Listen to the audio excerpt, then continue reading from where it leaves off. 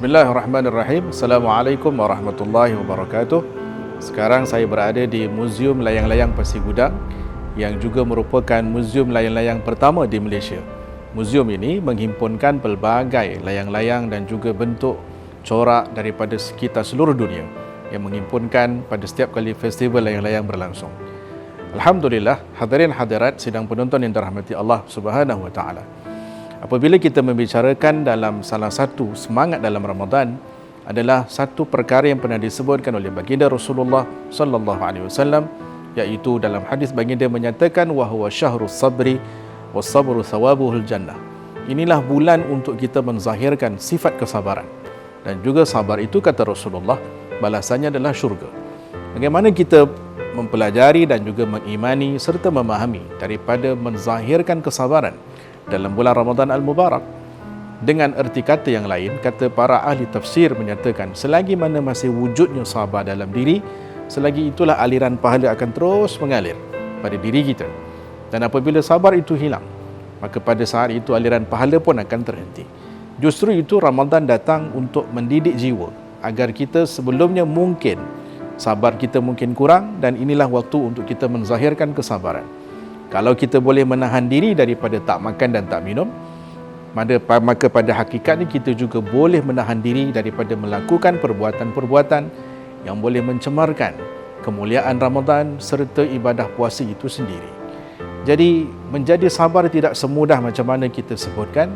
Ianya lahir daripada sikap, daripada tarbiyah, daripada riyadhah, latihan yang berterusan, agar mudah-mudahan Ramadan dapat menjadikan diri kita bukan setakat sabar di bulan ini, tetapi sabar menjadi orang yang sabar pada waktu-waktu akan datang.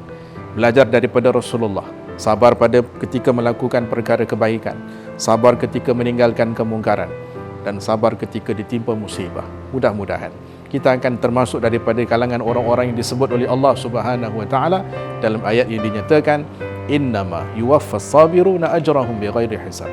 Sesungguhnya orang yang bersabar itu akan dikurniakan syurga tanpa hisab. Mudah-mudahan Allah jadikan kita daripada kalangan orang-orang yang sabar dalam bulan Ramadan dan sepanjang hidup kita insya-Allah. Amin ya rabbal alamin. Wa sallallahu ala sayyidina Muhammad wa ala alihi washabihi wasallam. Alhamdulillahirabbil alamin.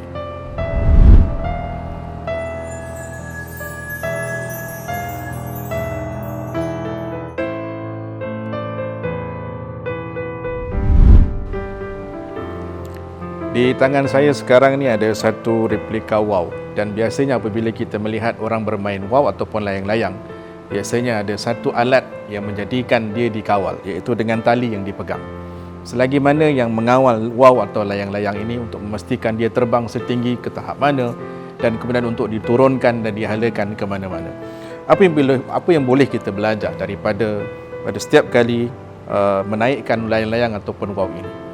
Apabila seorang hamba yang berpaksikan di atas muka bumi Allah Subhanahu wa taala, ada dua perkara.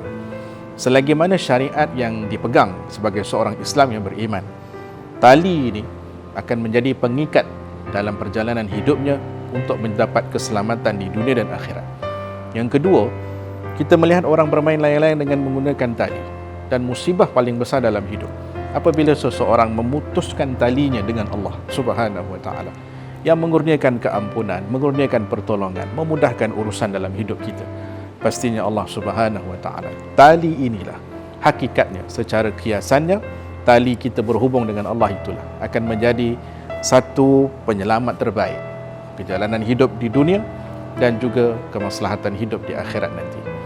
Walaupun ianya hanya satu replika layang-layang, tapi ada maksud tersirat yang boleh kita belajar daripada asbab ketika melihat sesuatu perkara dan kita kaitkan dengan kepada membesarkan Allah Subhanahu wa taala. Wa sallallahu ala sayyidina Muhammad wa ala alihi wasallam. Alhamdulillah.